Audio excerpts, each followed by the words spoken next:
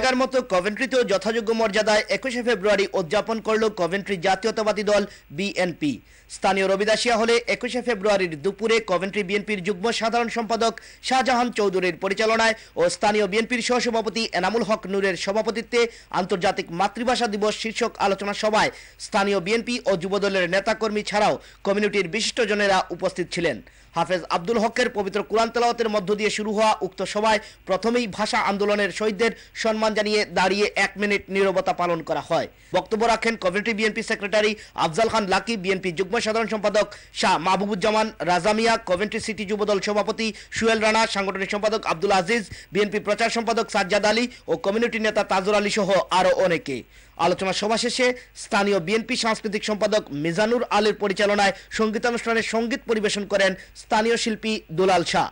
Wasiuddin Talukdar, Raihan, ATN Bangla news, Coventry.